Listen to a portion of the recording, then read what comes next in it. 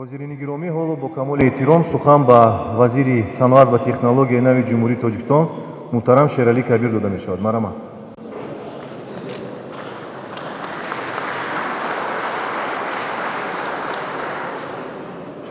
муҳтарам иштирокчиёни анҷумани соҳибкорони Тоҷикистон ва Эрон, хонумҳо ва ҷанобон, пеш аз ҳама мехоҳам ба ташкилкунандагони чоравинии имрӯза, ки барои кишвари мо муҳим арзёбӣ мегардад, миннатдории самимии худро изҳор намоям. Инчунин ба намояндагони доираҳои тиҷоратӣ ва соҳибкорони ҷумҳурии исломии Эрон барои ташриф оварданашон изҳори сипос менамоем. Тоҷикистон ҷиҳати дастрасӣ ба бозори бо суръатушобандаи сармоя, фановарӣ, ашёи хом ва маҳсулоти санъатӣ таҳкими муносибатҳои мутақобилан судмандро бо ҷумҳурии исломии Эрон аз самтҳои афзалиятноки худ мешуморад. имкониятҳои фароҳи мо дар соҳаҳои металлургия, гидроэнергетика, кишоварзӣ ва коркарди маҳсулоти он, саноати сабук ва хӯрокворӣ, инчунин истихроҷи захираҳои бузурги сарватҳои зеризаминӣ барои густариши ҳамкориҳои судманд шароити зарурӣ муҳайё мекунанд. дар Тоҷикистон бунёди иншоотҳои зиёди азими саноатӣ, раванди ворид намудани технологияи муосир, рушди саноат ва дигар бахшҳои иқтисоди миллӣ ба нақша гирифта шуда ва бунёди теъдоди аз онҳо имрӯзҳо бо суръат идома дорад. ҳоло дар Тоҷикистон ба шарофати сиёсати пешгирифтаи роҳбари давлат ва ҳукумати ҷумҳурӣ рушди иқтисод назаррас буда, иқтисодиёт аз рӯи афзоиши маҷмӯи маҳсулоти саноатӣ дар минтақа пешсаф мебошад.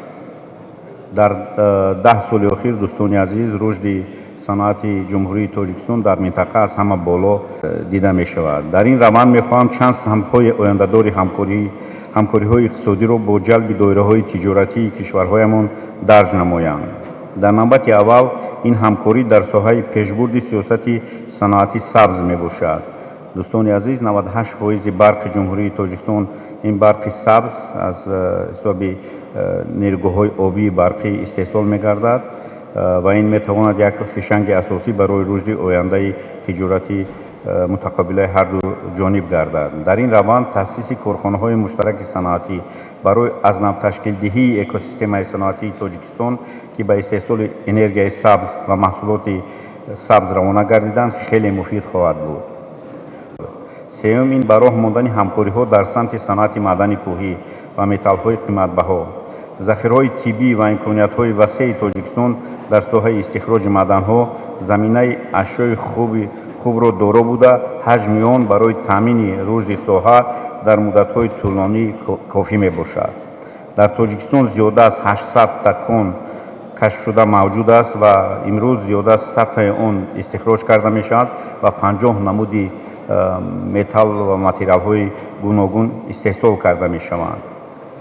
аз ҷумла тилло, нуқра, сурб, сурма, симоб, никел, волфрам, элементҳои нодир ва пароканда, сангҳои қиматбаҳо, мармар ва ғайра имрӯз дар ҷумҳурии Тоҷикистон истихроҷ мегарданд ва дар муддати наздиктарин баъзи онҳо низ дар истеҳсолоти металлӣ низ шурӯъ мешавад. дӯстони азиз, шумо ҳаматон медонед, ки 22 та металли хеле муҳим барои гузариши сабз зарурат доранд ва аз ин 22 та қариб 60% он дар ҷумҳурии Тоҷикистон мавҷуд аст ва ин метавонад дар ҳамкориҳои мо шумо як фишанги асосӣ барои истифодаи ҳам қодирияти фаногарӣ ва инженерӣ ва молиявии ҷумҳурии исломии Эрон ва он воситаҳое ки мо дар ҷумҳурии Тоҷикистон дар сохтори кӯҳӣ дорем метавонад як саҳми арзандаеро пайдо кунад. тибқи нақшаи аснавсозии ширкати Талко дар ояндаи наздик иқтидори солонаи истеҳсоли он тавассути сармоягузории мустақими хориҷӣ бояд бо 1 миллион тонна расонида шавад.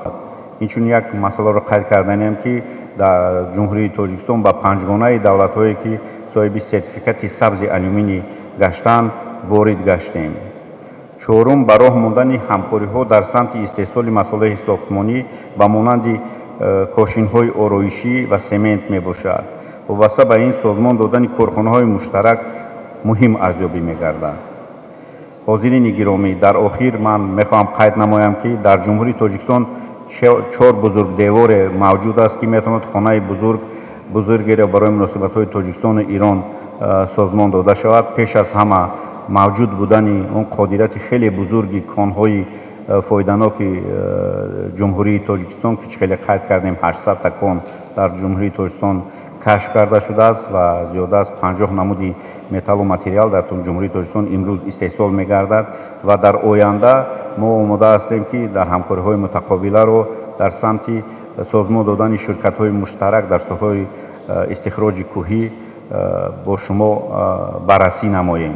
دوم چنانکه که شما می‌دانید جمهوری تاجیکستان اهالی جمهوری تاجیکستان خیلی جوان است و سن میانه مردم ما تقریبا 26 سال در بر می‌گیرد و یکی از نشانده‌های بهترین دموگرافی در منطقه است تا 3% رشد دموگرافی جمهوری تاجیکستان قید کرده شده است و در این حالت وابسته به آن که هم سطح فراگیری معارف جمهوری تاجیکستان خوب بوده. در این حالت ما می‌توانیم که کارمندان کسبیت دارای سطح بین‌الخلقی را به شما پیشکش نماییم و در سازمان دادن پروژه‌های نو این یکی از ارگومنت خیلی مهم به حساب رفته می شود. اینچنین دوستان عزیز یک مسئله مهمی که امروز میتواند تجارت ایران را به جمهوری تاجیکستان جلب نماید این از سال 24 وارد کردن انداز کربنی یعنی کربن تکس که این خیلی مهم است.